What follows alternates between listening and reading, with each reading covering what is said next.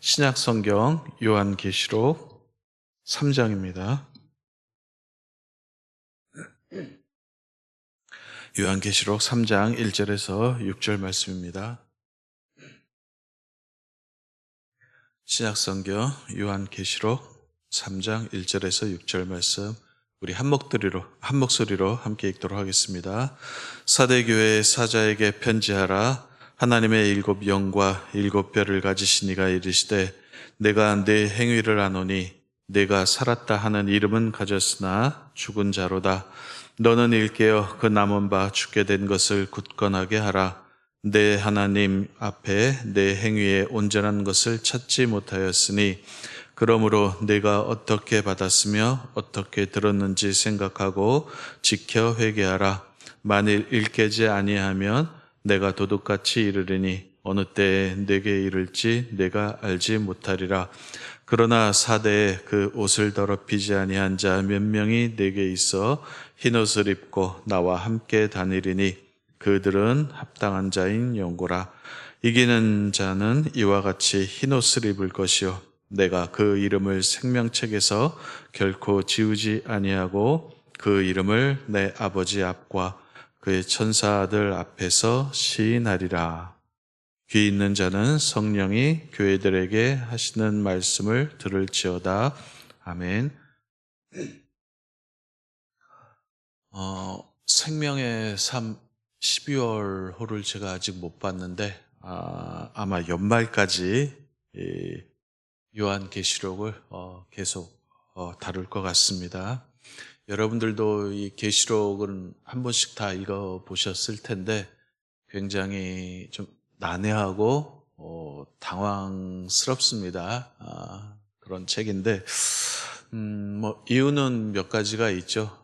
요한계시록의 특징인데 수많은 상징이 사용됐죠. 그냥 일반적인 평범한 말이 아니라 상징과 비유와 어떤 그런 은유들 그리고 낯선 표현들이 이 계시록에 가득 차 있습니다. 그래서 읽기도 어렵고 해석하기는 더더욱 어렵죠. 이해하기도 힘든 그런 책입니다. 왜냐하면은 이 요한계시록의 장르가 그래서 그래요. 예언이지 않습니까? 앞으로 일어날 미래에 대한 예언을 요한계시록이 담고 있는데 이 예언이라는 것이 그렇습니다. 이게 예언의 표현들이 굉장히 모호합니다. 그래서 코에 걸면 코걸이가 되고 귀에 걸면 귀걸이가 되는 그런 식의 해석들이 많이 있는데 왜냐하면 표현이 애매하고 모호해서 그렇습니다. 이 예언이라는 것이 그렇습니다. 언제 알죠? 이거 지나봐야지 알아요. 그죠? 성취되어야지만 일이 이루어져야지만 이 예언이 맞는지 틀리는지 이게 그런 의미였구나 하는 것을 깨닫지 그 이전까지는 이루어지기 이전까지는 굉장히 모호하고 애매합니다. 무슨 말인지 잘 모르죠. 예를 들어서 이렇게 한번 생각해 보도록 하겠습니다. 지금 요한계시록의 서론을 지금 설명드리는 겁니다. 우리가 지금으로부터 500년 전에 있다고 한번 생각해 봅시다. 지금 곧 조선시대입니다. 500년 전에 지금 조선시대에 있는데 어느 날 우리가 환상을 봤어요. 앞으로 500년 후 2000년대에 있을 환상을 우리가 지금 봤습니다. 그 환상 가운데서 한번 지하철을 봤다고 생각을 해보도록 하겠습니다. 한번 상상해 보세요. 만약에 지금 우리가 조선시대 사람인데 500년 후에 지하철을 봤습니다. 그거를 여러분들 어떻게 묘사하실 겁니까? 그때는 지하철이란 개념 자체가 없었잖아요. 표현, 단어 자체도 없었고 개념 자체도 없었는데 그 환상을 보고 우리가 표현한다면은 아마 이렇게 설명을 할 겁니다. 큰 초가집만한 철 괴짝이 있는데 그 괴짝 속에 사람들이 들어갔더라. 그리고 그 괴짝이 수십 개가 연결이 돼 있더라. 그리고 그 괴짝, 철 괴짝이 지하로 다니면서 사람을 이동시키고 있더라. 하고 이렇게 설명을 하겠죠? 그러면은 이 얘기를 들으면 우리는 알아요. 왜냐하면 벌써 지났으니까 지하철 시대를 살고 있으니까 이게 지하철을 의미하는 거구나라고 아는데 당시 사람들은 이렇게 설명해 주면 알아들었을까요? 못 알아들었을까요? 못 알아들었죠. 그죠? 개념조차도 있고, 그래서 그게 뭔데? 하고 자기 마음대로 상상을 해서 해석을 할 겁니다. 그런 표현들, 그런 뜻들이 이제 지금 요한계시록에 담겨져 있어서 굉장히 어려운데, 이 요한이 앞으로 있을 끝날에 대한, 종말에 대한 우리 인류의 역사, 교회의 미래에 대한 것들을 보고 있는 거죠. 그거를 이제 묘사를 했는데, 우리가 이제 계시록 읽으면서 이걸 추적을 해야죠.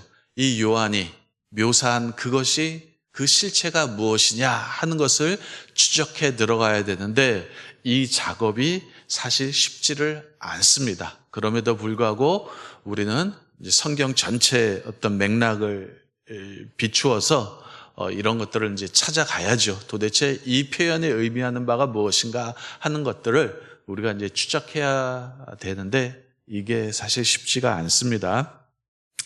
자, 이제 계시록 1장 1절을 한번 봐보시기 바랍니다. 계시록이 어떤 책인지가 나와 있는데 1장 1절에 보면 이렇게 나옵니다. 예수 그리스도의 계시라. 이는 하나님이 그에게 주사 반드시 속히 일어날 일들을 그 종들에게 보이시려고 그의 천사를 그 종 요한에게 보내어 알게 하신 것이라. 해서 반드시 속히 일어날 일들, 그렇죠? 미래의 일들, 인류의 종말, 교회의 역사를 이제 표현을 하는 것입니다. 자, 그래서 이 사도 요한이 이 계시록을 썼는데, 이 계시록은 사도 요한이 이제 반모섬에 갇힐 때 환상을 보고 계시록을 쓴 것입니다. 이때 다른 사도들, 다른 12사도들은 11사도겠죠. 11사도들은 다 순교해서 없는 그런 시점에 사도 요한만 살아남아서 마지막 때의 일을, 예수 그리스도의 계시를 보고서 쭉 기록해낸 책이 바로 이제 계시록이겠죠. 1장 9절부터 또 한번 볼까요? 11절까지 제가 읽겠습니다. 나 요한은 너희 형제요 예수의 환난과 나라와 참음에 동참하는 자라. 하나님의 말씀과 예수를 증언하였으므로 말미암아 반모라 하는 섬에 있었더니 주의 날에, 주일이라는 그런 뜻입니다. 주일에 내가 성령에 감동되어 내 뒤에서 나는 나팔 소리 같은 큰 음성을 들으니 이르되 내가 보는 것을 두루마리에 써서 에베소, 서머나, 버가모, 두아디라, 사데, 빌라델비아, 라우디아 등 7 교회에 보내라 하시기로. 이 말씀을 따라서 이제 편지를 쓰죠. 7 교회에 편지를 보냈는데 이미 에베소, 서머나, 버가모, 두아디라 4교회에 편지를 보냈고, 오늘 본문은 5번째 사대교회에 보낸 편지입니다. 이 사대교회에 대해서 주님의 평가가 3장 1절에 나오죠. 사대교회의 사자에게 편지하라. 하나님의 7 영과 7 별을 가지신 이가 이르시되 내가 내 행위를 아노니 내가 살았다 하는 이름은 가졌으나 죽은 자로다. 이게 이제 사대교회에 대한 주님의 평가죠. 살아있다고 말은 하는데 너희들 교회는 실제로는 죽은 교회다라고 주님의 평가가 나옵니다. 이게 무슨 뜻이냐 하면 이런 뜻이겠죠.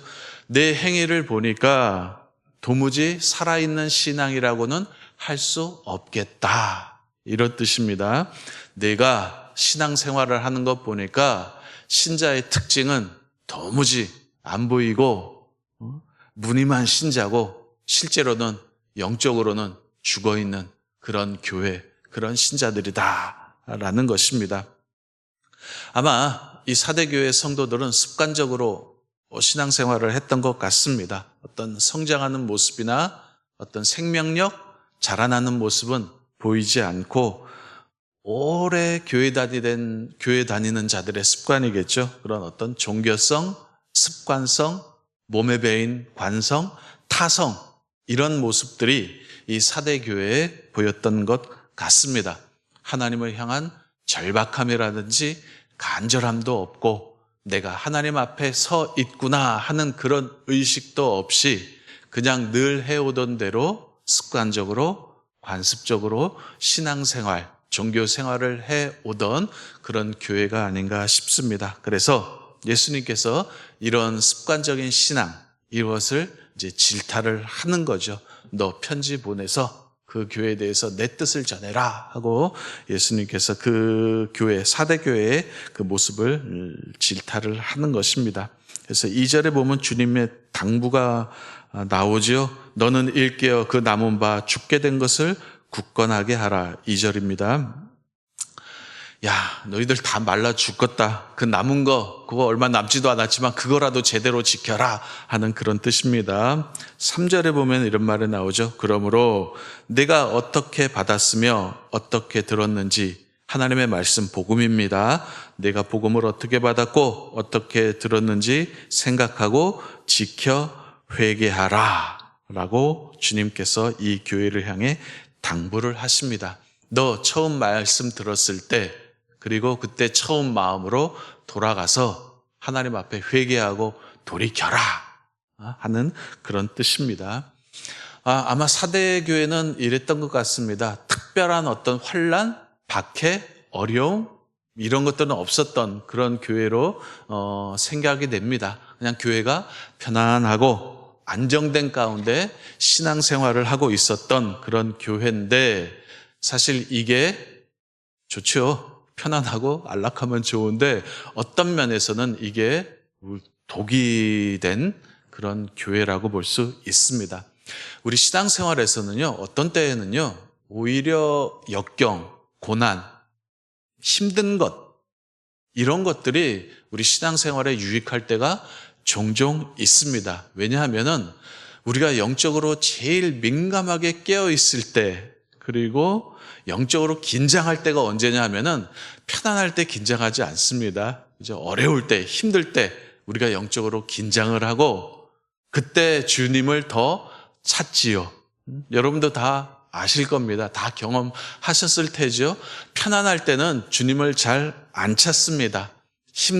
힘들고 어렵고 인생이 고생스러워야지만 우리는 이제 하나님 앞에 나와서 새벽에도 나오고 철야농성도 하고 단식투쟁도 하나님 앞에서 벌이죠.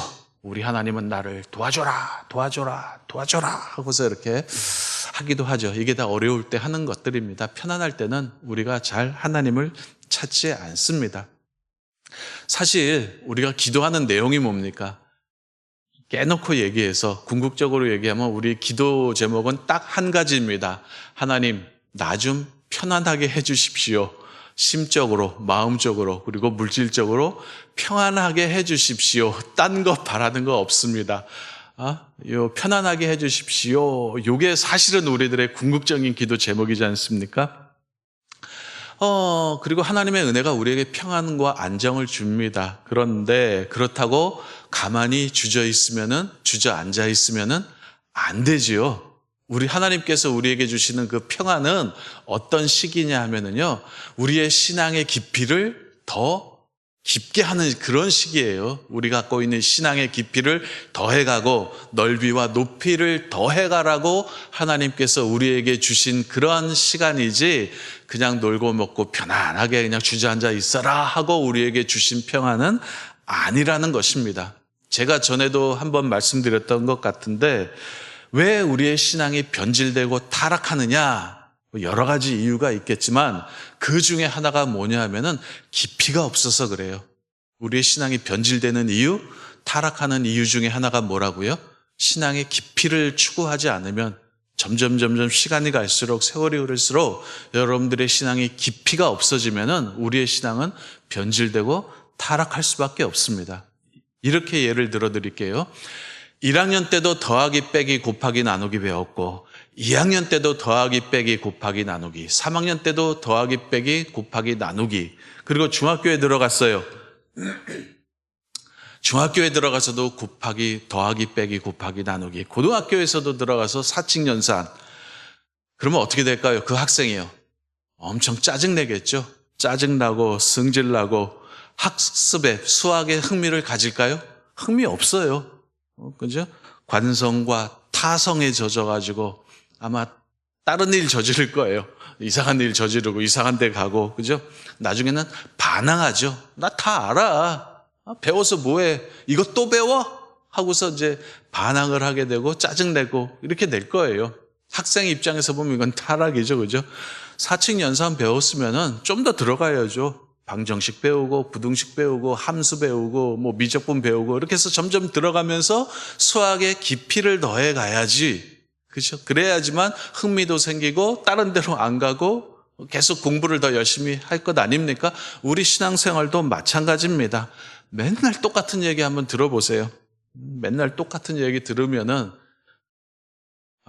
제가 좀 찔리긴 하지만은 저도 맨날 똑같은 얘기 하긴 하지만은 맨날 똑같은 설교 한 10년, 20년 한번 들어보세요. 승질나고 짜증납니다. 짜증나고, 또 그 얘기네. 또 똑같은 얘기 또 하네. 이런 생각 들잖아요. 그죠? 이런 생각 들죠. 근데 우리들의 이제 목사님들한테 이제 가스라이팅이 잘 돼 있어가지고 이런 마음, 이런 생각, 이런 짜증, 만성, 타성, 이런 것들이 들면은 누구 탓을 하죠? 내 탓을 하죠. 내가 변질돼서 그래. 내 신앙이 타락해서 그래. 내가 마귀의 꼬임에 빠져서 그래. 라고 내 탓이요 하는데 사실 여러분 탓 아닙니다. 이게 뭐냐 하면은 이 짜증나는 게, 승질나는 게 이게 여러분들이 시험 들어서 그런 것도 있겠지만 사실은 그런 게 아니라 여러분들의 영혼의 아우성이에요. 내 영혼을 살려주십시오. 내 영혼이 지금 가난해서 배고파 죽겠습니다 하는 그런 아우성, 그런 탄식이 뭘로 나오는 거예요? 승질로 나오는 거예요. 근데 이걸 모르면은 저 시험 들었네 이런 식으로 나오겠죠. 근데 아니라 여러분들의 영혼이 지금 배고파하는 거예요. 가난해서 그렇다는 건 여러분들이 생각을 좀 해주시면 좋겠습니다. 그래서 장로님쯤 되시고 권사님쯤 되시면은 설교 제목만 보고 본문만 보면은 오늘 무슨 설교 하겠다 하는 게 딱 이제 감이 나오죠. 빠삭하네. 그래서 이제 기도도 별로 없는데 좋은 현상은 아닌 것 같습니다. 그런데 우리 기독교가 그렇게 가난하지 않습니다. 할 얘기 없을 정도로, 그리고 같은 얘기, 똑같은 얘기 반복할 정도로 우리 기독교가 그렇게 가난하지 않습니다. 지금 쌓여있는 지식이 2000년 됐어요. 2000년 동안 우리 기독교 신학이 차곡차곡 쌓여져 있어서 엄청난 그 양이 어마어마합니다. 그 부피와 깊이와 넓이와 높이가 어마어마한 건데 사실 우리가 공부를 안 해서 모르는 거죠. 그런 거죠. 그래서 깊이가 없으면 변질되고 타락합니다.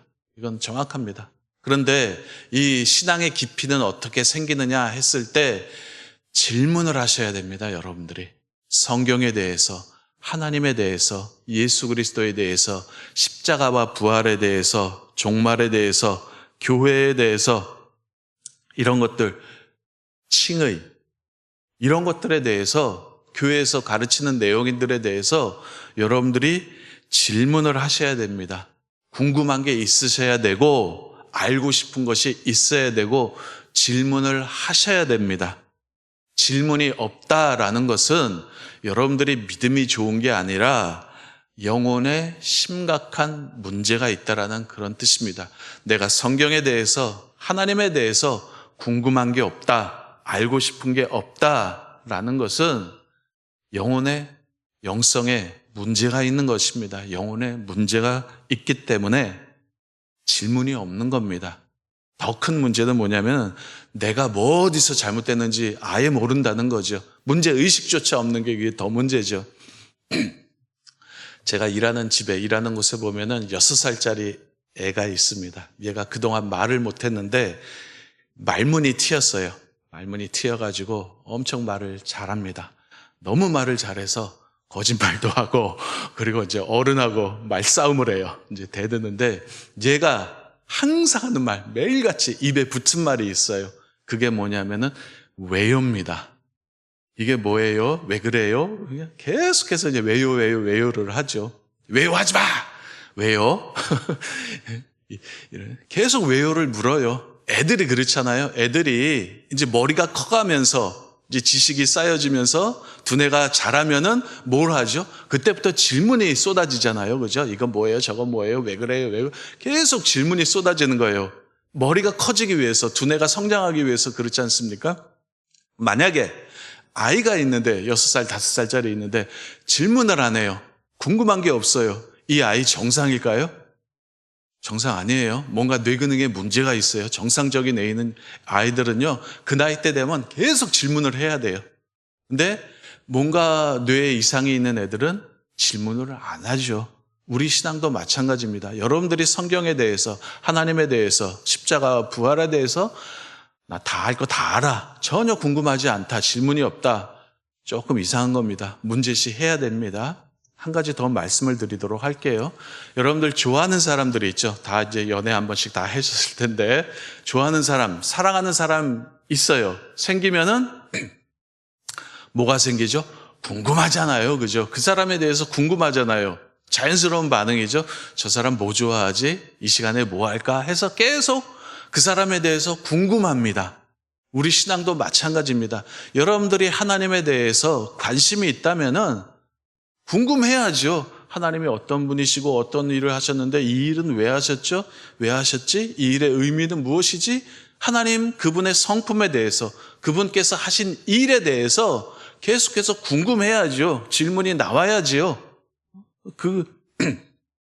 이게 정상이잖아요. 그죠? 내가 사랑하는 사람이 있다면은, 좋아하는 사람이 있다면 궁금해야 되고 질문할 게 많아지고 알고 싶은 게 많아지는 게 이게 정상입니다. 우리 신앙생활도 마찬가지입니다. 여러분들의 영성을 평가할 때, 여러분들의 지금 영적 상태를 평가할 때 제가 사용하는 기준이 그겁니다. 뭐 교회 열심히 나오고 예배 잘 드리고 이것도 중요하지만은 과연 그 사람 안에, 저분 안에 하나님에 대한 궁금증이 있을까? 성경에 대한 알고 싶은 것들이 많이 있을까?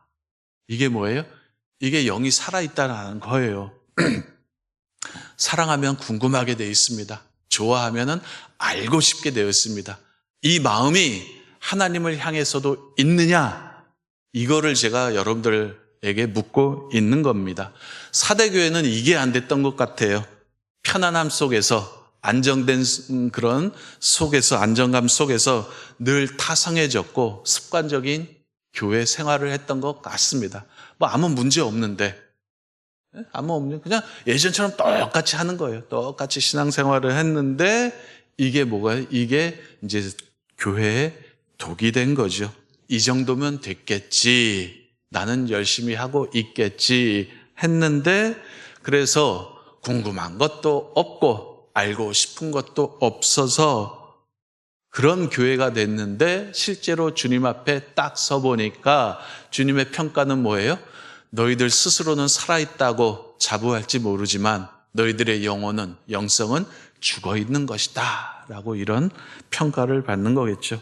이런, 오늘 지금 우리가 사대교회에 대한 내용을 읽었는데, 이 사대교회를 교훈 삼아서 우리 자신들의 모습, 저와 여러분들의 모습, 신앙생활의 모습을 한번 잘 살펴보시기를 바랍니다. 3절 말씀처럼 회개하고 돌이키시기를 바랍니다.